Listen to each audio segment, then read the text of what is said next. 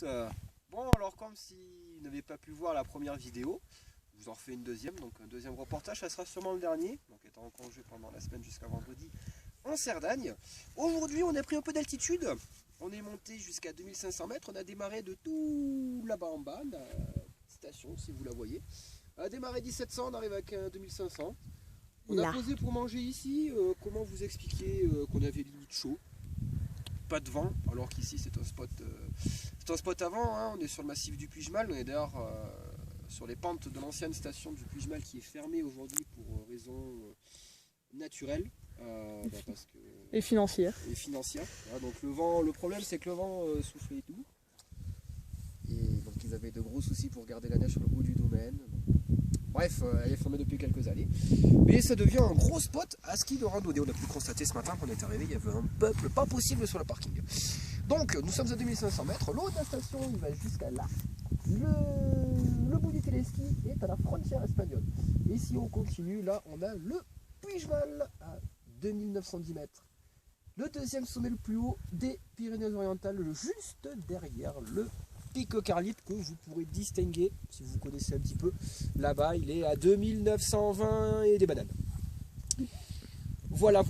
Donc bon, alors ici, les conditions de neige, vous voyez bien. Hein, donc là, on a le côté ouest qui est entièrement dégarni. De l'autre côté, le côté est qui est bien enneigé. Hein, la preuve, beaucoup de monde en ski de rando.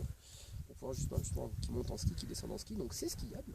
Il y a de la neige, qui résiste d'ailleurs à mon grand étonnement merveilleusement bien, malgré une masse d'air quand même à 10 degrés à 1500 mètres.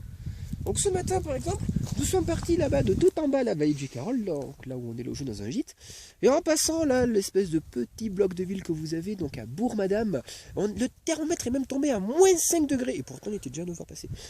Et puis on a commencé à monter sur les pentes du Puigmal, là c'est tombé, c'est monté jusqu'à 3 degrés quoi, c'est normal. Normalement c'est le contraire, mais bon, la normalité n'existe plus en France depuis longtemps, surtout en hiver.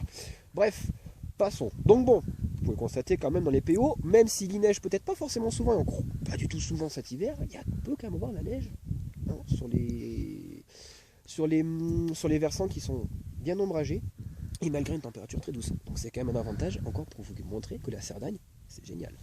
Maintenant du coup parlons un petit peu de la Cerdagne. Donc si on revient sur le petit bloc de ville là-bas, donc il y a deux villes en fait, il y a Puigcerdà et Bourg-Madame.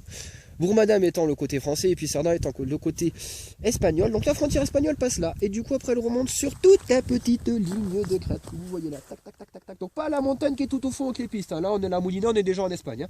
Là ça passe tout le long des crêtes. Hein. D'ailleurs mon premier reportage a été effectué dans la forêt là, un petit peu plus bas là, juste au-dessus d'Océjac, vous voyez en contrebas. Donc là on remonte, ligne de crête, ligne de crête, ligne de crête, ligne de crête, tout ça c'est la frontière. Et le Puigmal fait aussi la frontière espagnole. Donc nous sommes en France.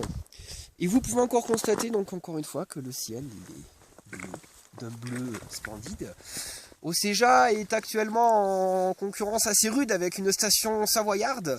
À quelques heures près, va-t-elle gagner le combat? Va-t-elle être la station la plus ancienne des Deux-France? En tout cas, ces deux stations vont très nettement se détacher du reste du package des stations françaises. Hein, c'est normal.